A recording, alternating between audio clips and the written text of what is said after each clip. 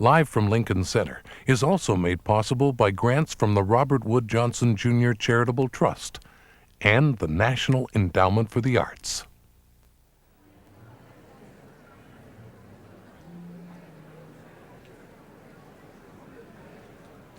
Live from Lincoln Center, another in the series of live broadcasts from the stages of Lincoln Center for the Performing Arts in New York City. This is Martin Bookspan. Tonight, Jazz at Lincoln Center opens its season with a program titled The City of Jazz, featuring the Lincoln Center Jazz Orchestra, conducted by Wynton Marsalis, along with an all-star lineup of guests, including trumpeters Art Farmer, Doc Cheatham, and Harry Edison, trombonists Slide Hampton, Wycliffe Gordon, and Fred Lonzo, saxophonists Benny Golson, Gerry Mulligan, Jerome Richardson, Charles McPherson, and Phil Woods, clarinetist Michael White, pianists Marcus Roberts, Eric Reed, Michael Weiss, and Steve Pistorius, vocalist Milt Grayson, bassist Ron Carter, drummer Billy Higgins, and the Roy Hargrove Quintet, the Joe Henderson Trio, and the Wynton Marsalis Septet.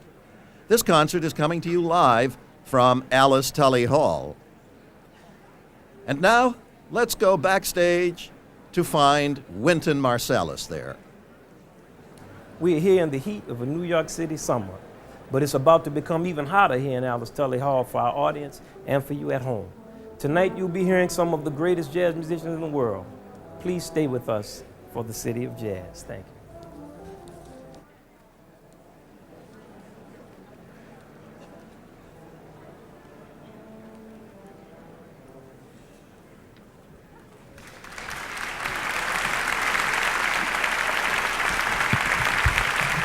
Thank you very much. Thank you.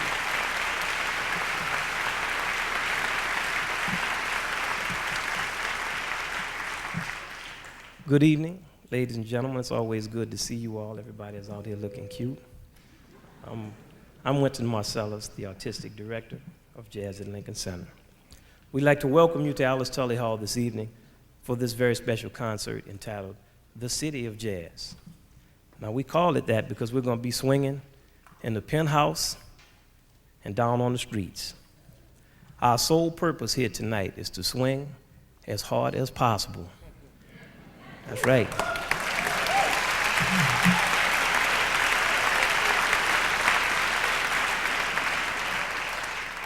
And you know, at Lincoln Center, we call swinging willful participation with style and in the groove. Now, we're going to begin with a composition by Duke Ellington entitled Happy Go Lucky Local. It was composed in 1947 as a part of the Deep South Suite. And this is the Lincoln Center Jazz Orchestra.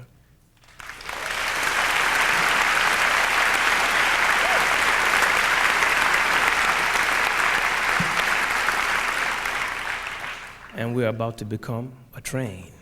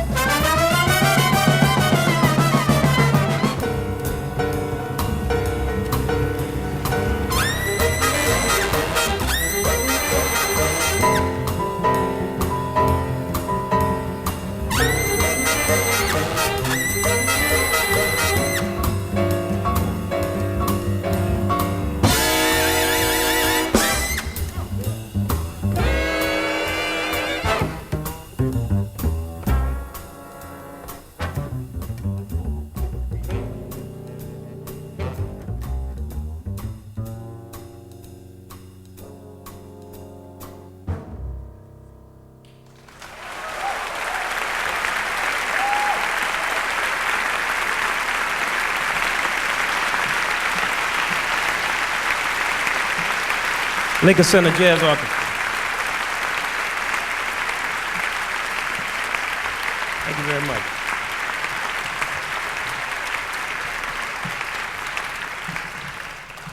Now, at this time, we're pleased to premiere a new arrangement that was written by the great tenor saxophonist Benny Golson, especially for tonight's concert. This is a jazz standard entitled Whisper Not. And it's one of those tunes that's so hip that you always leave the concert hall or wherever you're listening to the music at, you leave it humming this little tune. Please welcome Mr. Art Farmer, Benny Golson, Jerome Richardson, Slide Hampton, Gerry Mulligan, Michael Weiss, Ron Carter, and Lewis Nash with the bandstand.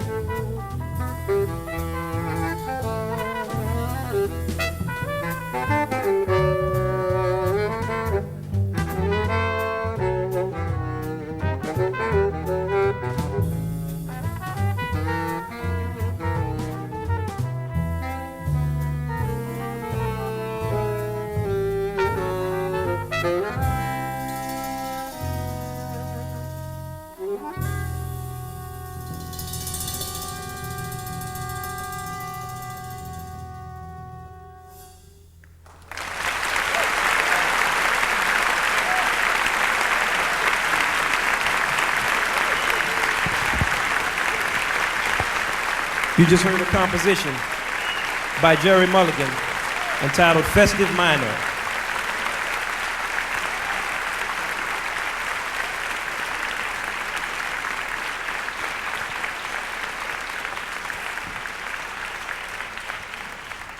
Now we're going to play some New Orleans music, and specifically music composed by the first great composer of jazz music, Jelly Roll Morton. But before we get to Jelly Roll, we're going to play one of those good old slow drags. A slow drag, that's seriously slow. Now, a lot of times I get asked, well, why are y'all still playing New Orleans music? And then I always say, what did you eat for breakfast this morning? Oh, you know, a scrambled egg. Do you know how long people have been eating scrambled eggs? Once you find something that works, stick with it. Now,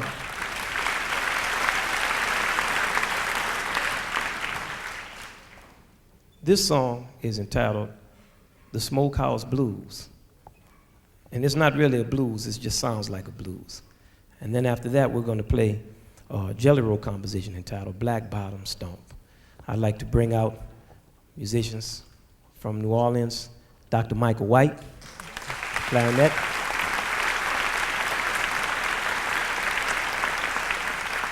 Freddie Lonzo on the trombone.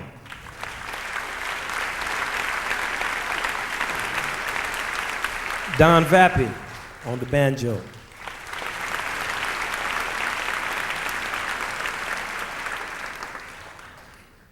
Wycliffe Gordon on the tuba.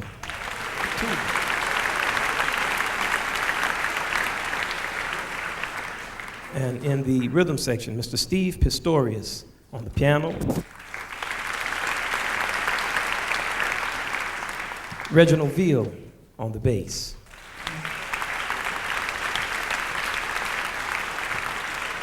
And Herlin Riley on the drums.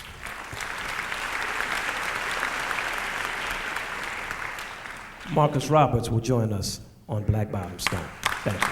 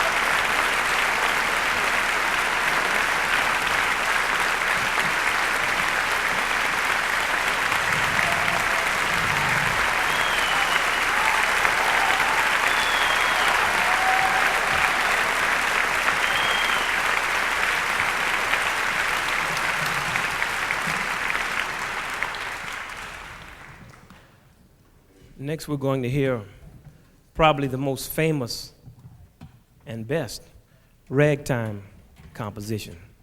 It's composed by Scott Joplin. Jelly Roll recorded this song in 1938, but now we have the thoroughly modern 1994 version of it, done by the one and only J-Master, Marcus Roberts, on the piano.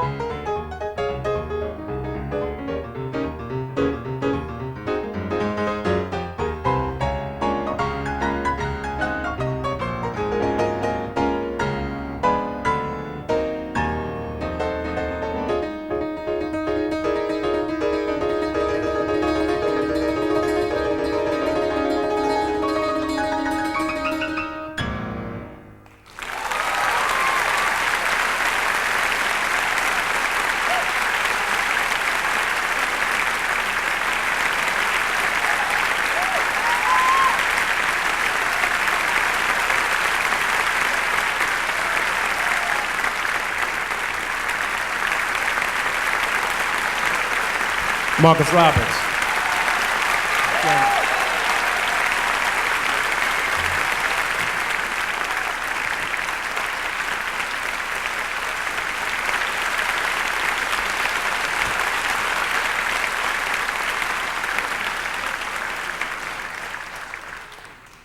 Next, we have a young trumpeter who I first heard in Dallas Arts Magnet High School. And when I hit Dallas that year, everybody was saying, man, you got to hear Roy. You got to hear Roy. Actually, we were playing in Fort Worth, which is, I don't know, I guess about 55 minutes away driving, maybe 53. So we went down to the high school the next day to conduct a master class, and we found out who this Roy was that they were talking about. And he plays with tremendous personality and fire and swing. This boy loves to swing, and you're about to hear that. The quintet includes Ron Blake on the tenor saxophone, Peter Martin on the piano, Rodney Whitaker on the bass, Greg Hutchinson on the drums, and Mr. Roy Hargrove on the trumpet.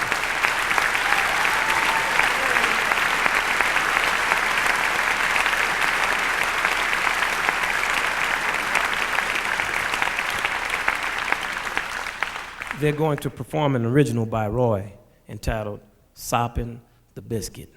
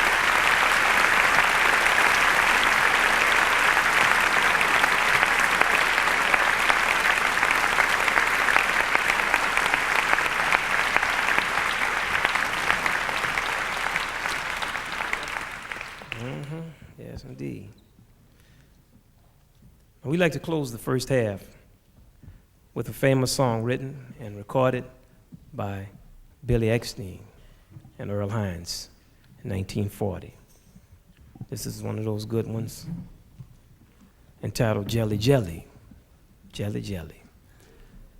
To perform with the Lincoln Center Jazz Orchestra, we'd like to bring out the fabulous Mr. Milt Grayson.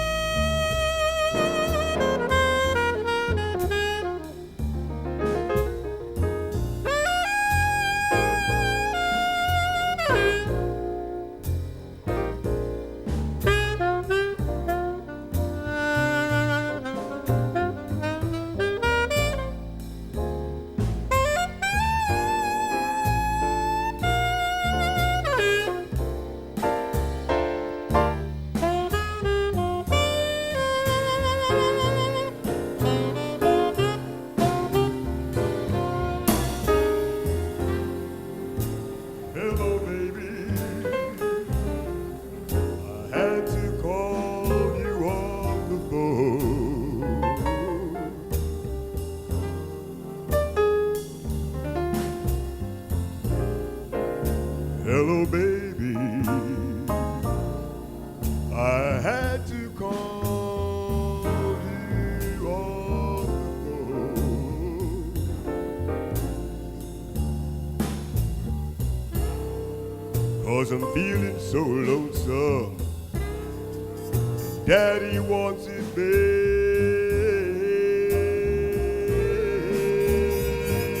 home. It's a downright rotten, low down, dirty, dirty shame.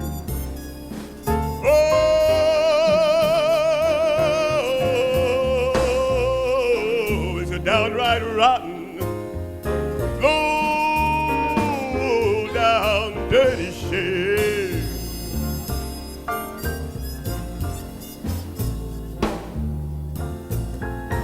The way you're treating poor me, you know I'm not to blame. Well.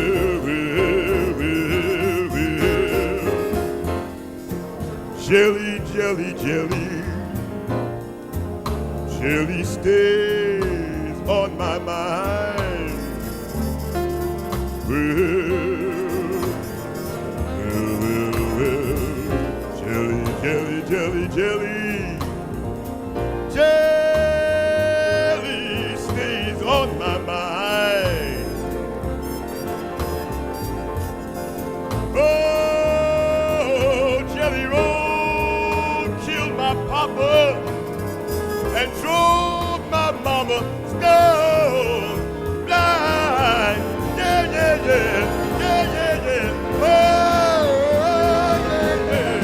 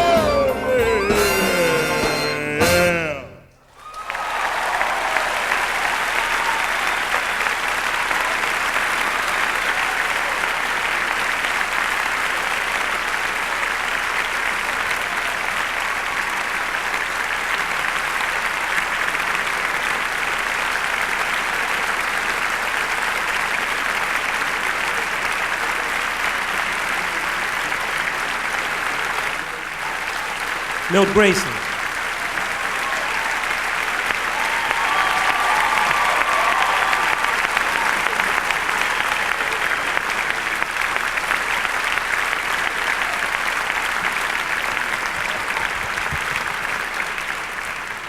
Now we have a intermission, but now take advantage of it, because sometimes you can get a lot done in an intermission. We have our mailing list out there. Please remember to put your name on it, because we have a lot of events. We want y'all to come check them all out. And once again, we'd like to thank you very, very much for joining us this evening. Look out, Bill. Live from Lincoln Center has begun a new series of half-hour television programs called Backstage Lincoln Center, which are made available to your PBS station in the weeks before each live telecast. These programs are devoted to issues contained in the next telecast to help you see and hear the telecast better. Recently, for this new Backstage Lincoln Center series, Wynton Marsalis talked to John Goberman about a wide range of issues, from the Haydn Trumpet Concerto to his definition of the blues. Here are some excerpts from that talk. Wynton, you switched over from classical music to jazz, and I've always thought you did that because you were bored. I mean, there are only 3 trumpet concertos you can play: the Haydn Trumpet Concerto, the Haydn Trumpet Concerto, and the Haydn Trumpet Concerto. You know, there must have been, were you just bored or what? Well, originally I started off playing jazz, but when you're young and a jazz musician, you're so sad that you can't call yourself a jazz musician. My father's a jazz musician, and my entire life I've always wanted to be a jazz musician. The only reason I really got into classical music was I heard a tape of Maurice Andre, and I liked the way he sounded. But my favorite trumpet players were always jazz trumpet players: Clifford Brown, early Miles Davis, Freddie Hubbard, Booker Little, because they played much more trumpet than anything that had ever existed in classical music. So why did you play classical music? Because I liked Maurice Andre. Really? You wanted to be him when you grew up? Well, I didn't want to be him. I wanted to be more like a combination of him and Freddie Hubbard and Miles and Clifford Brown and Coltrane. But I always played jazz all of the time. I played with Art Blakey and the Jazz Messengers when I was 18. Before that, I was in high school. I always had some kind of gig trying to learn how to play. Mm-hmm. The thing about jazz is it's very difficult to learn how to play. And classical music is graded. You have musical camps. You can go to conservatories. You know you can chart your development. Mm-hmm. And jazz, you have to learn how to play the music. You have to recruit other musicians around your same generation who want to play. In my case, I was fortunate because my father is a jazz musician and a very informed educator. So I always could understand the difference between jazz and other things. Well, what kind of training is it? I mean, if you were, it's not just a question of playing scales. First, you have to learn how to play some blues. Yeah. Okay, that's number one. You have to learn how to play in all keys, how to improvise on the basic forms like rhythm changes, standard songs, All the Things You Are, and all these songs in all keys. Mm-hmm. You have to learn how to swing, which is to play with a certain rhythmic attitude. You have to learn rhythms. There's so many things to learn. You have to learn the history of the art form so that you can participate in the dialogue with other musicians.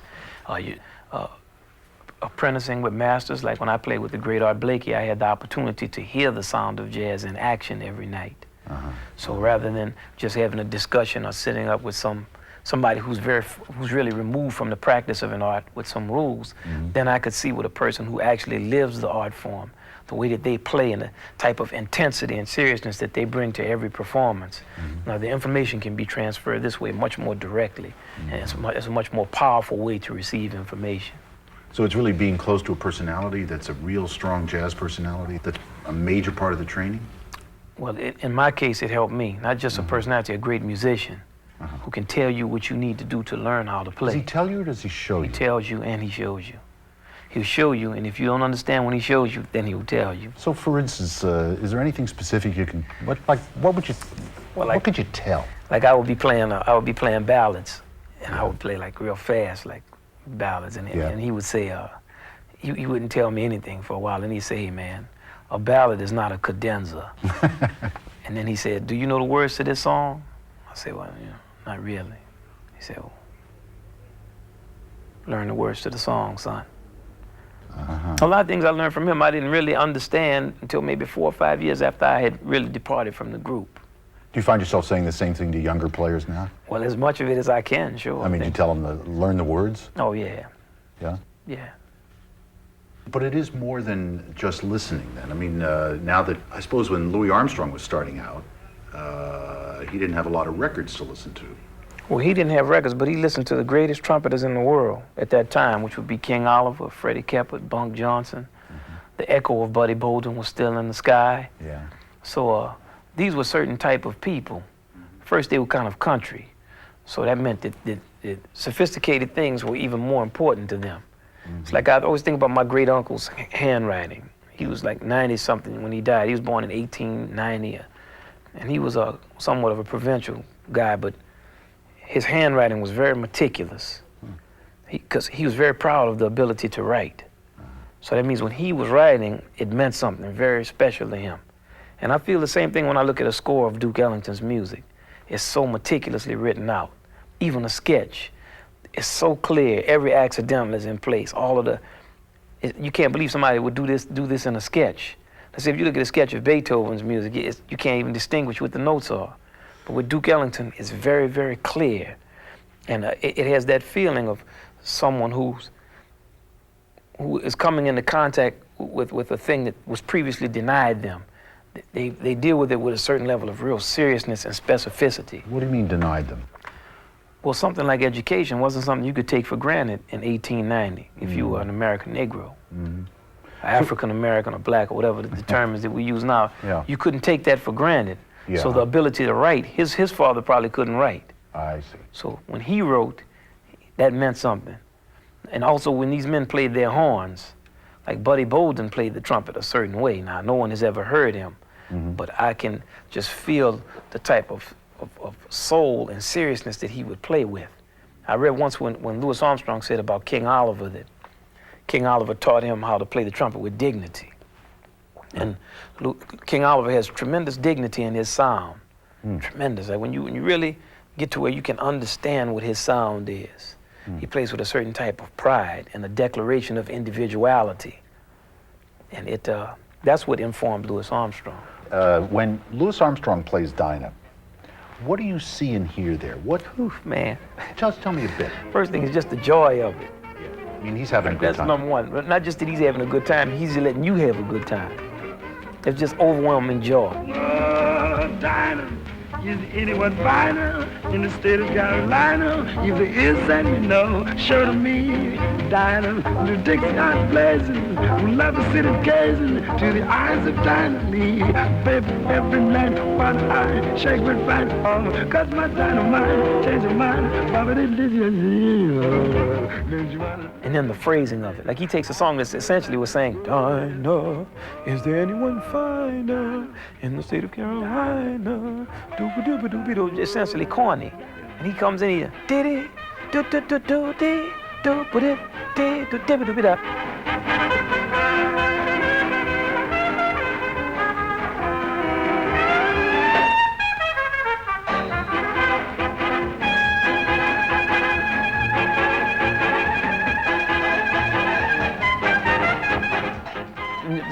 The thing that he does to this song is he transforms it into another whole. What is that he was doing? He does something else. He makes it American. Like he puts something else in it and makes it swing. He infuses it with another type of life.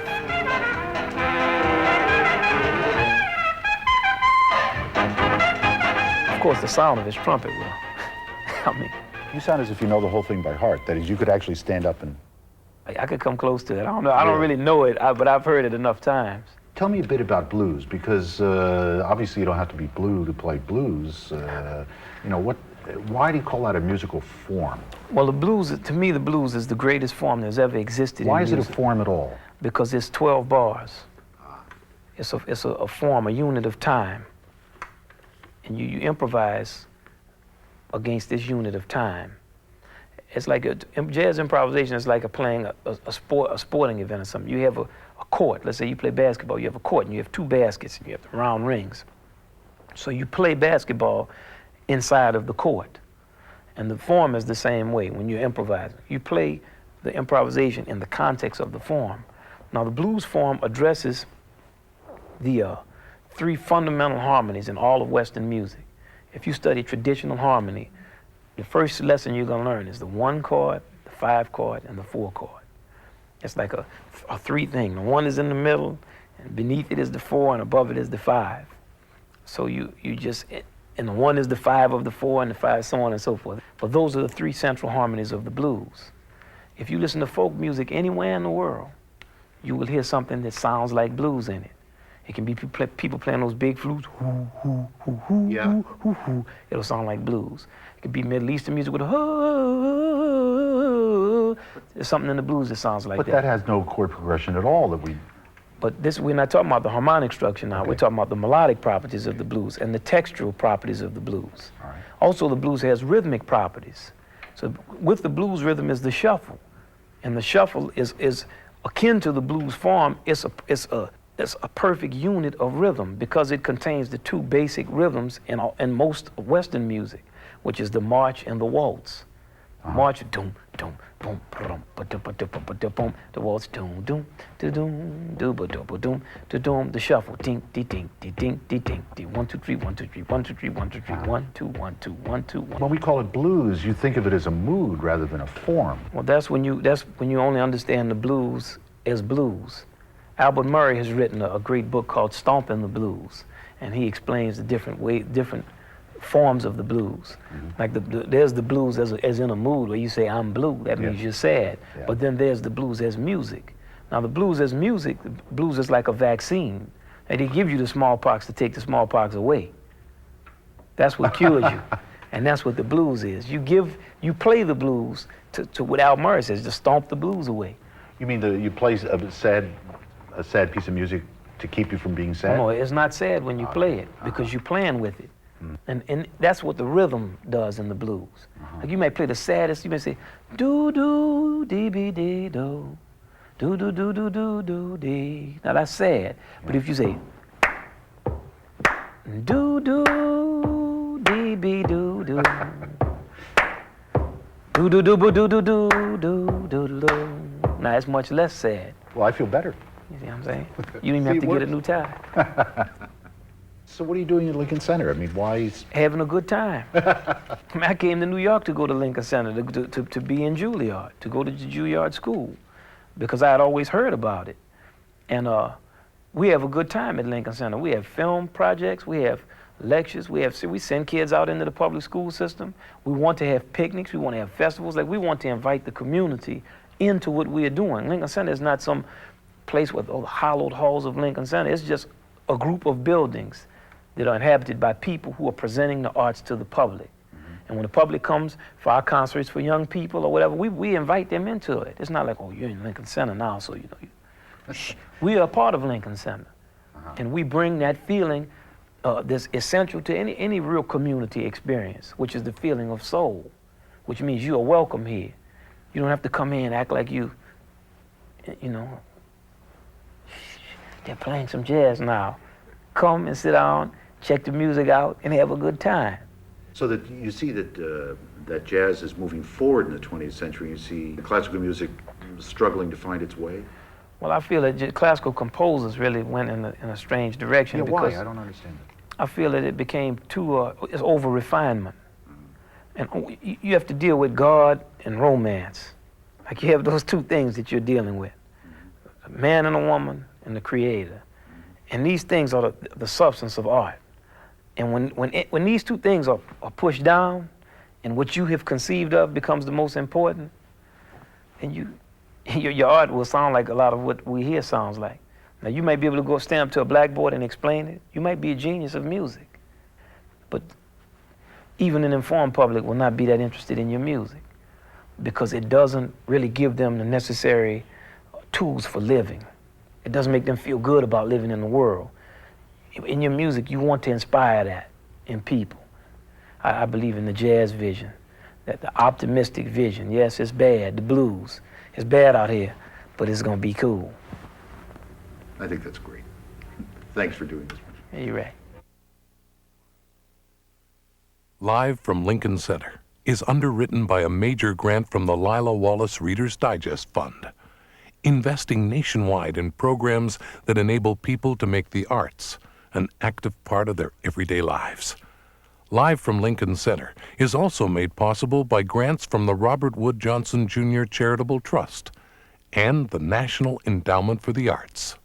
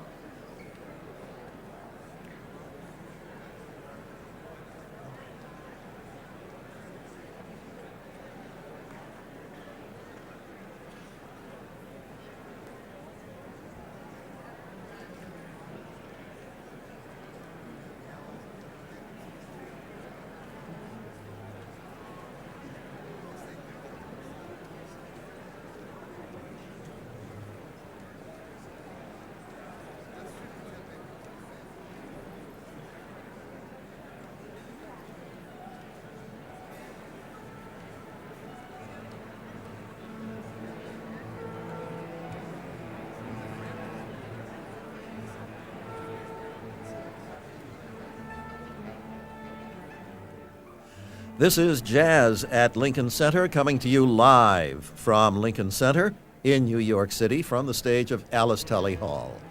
And it's the Lincoln Center Jazz Orchestra, conducted by Wynton Marsalis, with distinguished guests. And in just a moment, Wynton Marsalis will return to the stage to introduce the second half of the concert.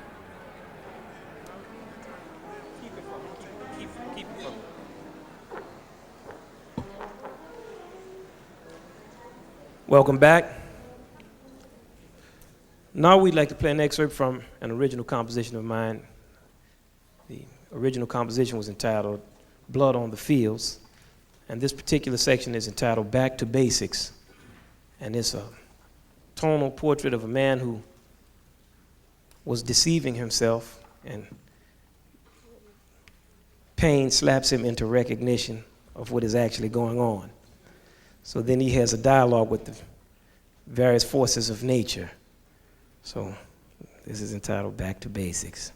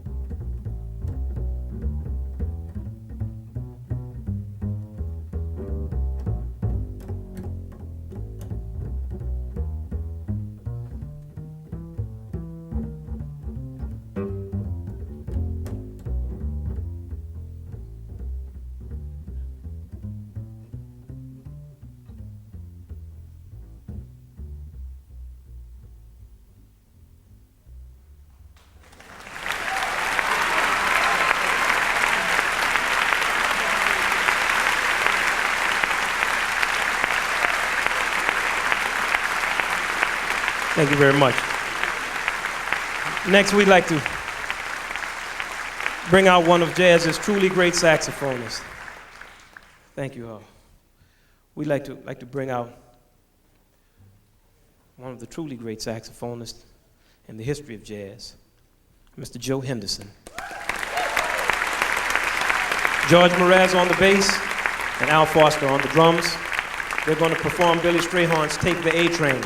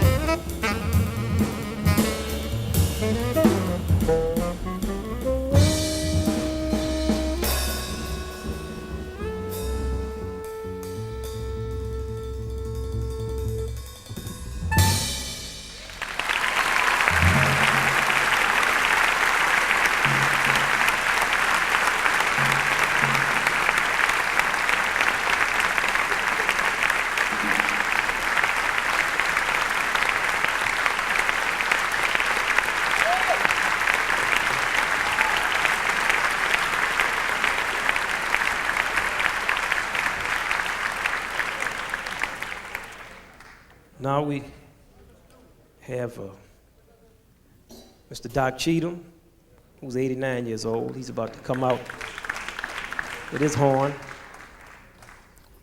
And Mr. Sweets Edison.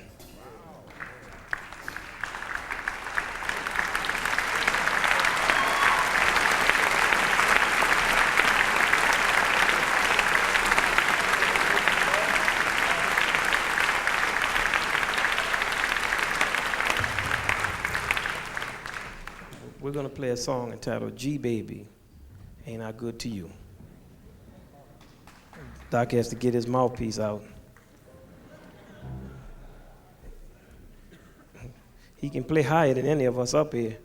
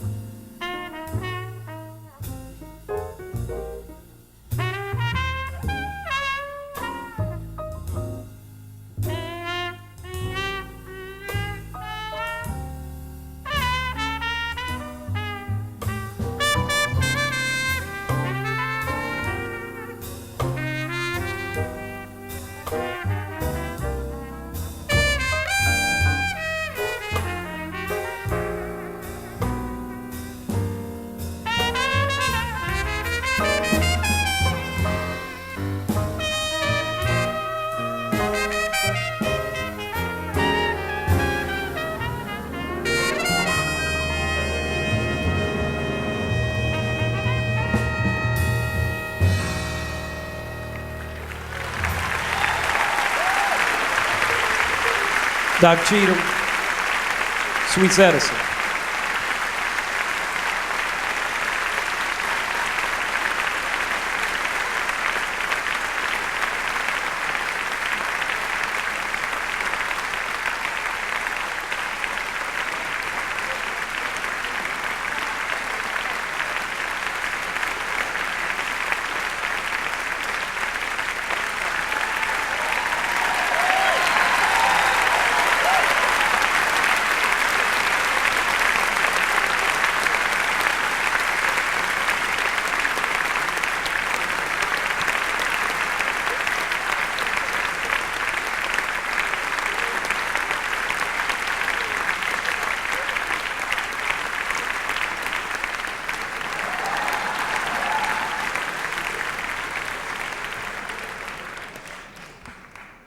Yes, indeed. I talked to Sweets once. He said, man, you sound good, but you need to get some weight on your sound. So I went out and got an 8-pound trumpet. Okay. One of the oldest traditions in jazz is called cutting session. It's nothing worse than having your head cut on your horn. It's always in fun, but it's like a good basketball game or something. There are famous stories of battles of Coleman Hawkins driving all around trying to find Lester Young, and then when he found him, well, he wish he would have stayed where he was. And Sidney Bechet chased Coleman Hawkins out into the street playing his horn behind him. They had played all night, and Sidney was cutting his head so bad, Coleman was trying to run out of there. And of course, Coleman Hawkins cut many heads during his tenure out here. We refer to it as the Battle Royale. And tonight we have a sneak preview of this coming Sunday's Battle Royale, which features alto saxophones and trombones. Tonight's participants are the alto saxophonists Charles McPherson and Phil Woods. They're going to perform Steeplechase.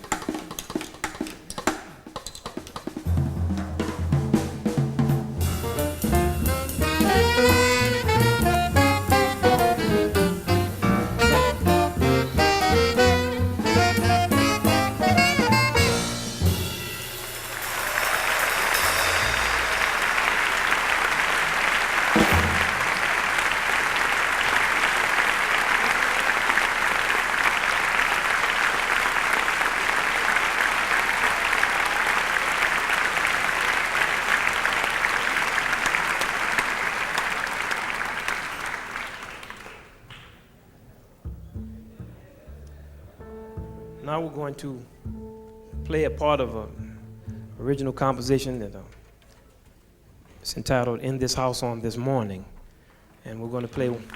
Thank you. The end of one section entitled "Call to Prayer." I'm going to be trying to make the trumpet sound like the most ancient trumpet ever, like a ram's horn or something, elephant tusk, leg bone, something. Yeah, I went to the museum in Paris and a guy showed me all of those things. You know, he could play it too. Sounded good. And after that, we're going to play a section of a piece entitled "Processional."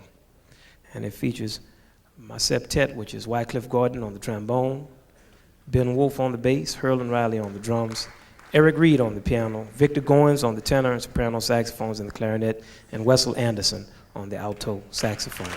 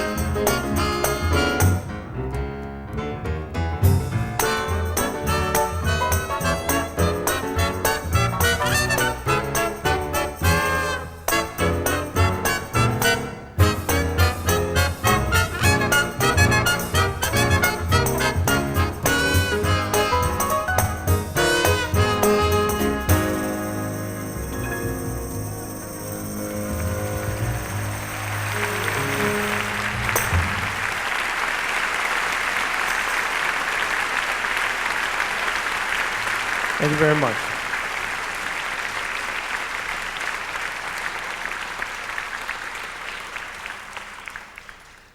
This will be our final song. Once again, we'd like to thank you all very, very much. And we've selected a portion of Duke Ellington's New Orleans Suite. It's one of his very late suites. It was composed in 1970. And this particular section is entitled The Second Line. And the second line is the marchers that follow the happy section of a New Orleans jazz funeral with their handkerchiefs and their umbrellas, having a good time. And I'm from New Orleans, and we have a good time. And thank you. Basically, that's what jazz music is. It's optimistic music. And in the 20th century, we need that. People.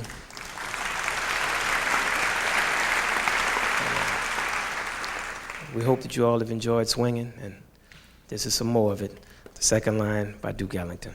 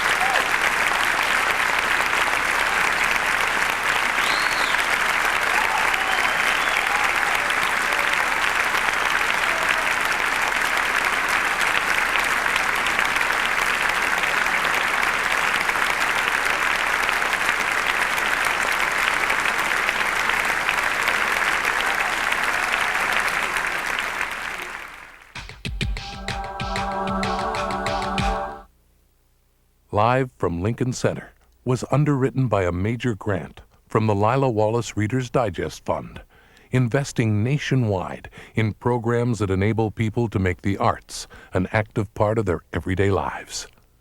Live from Lincoln Center was also made possible by grants from the Robert Wood Johnson Jr. Charitable Trust and the National Endowment for the Arts. This is PBS.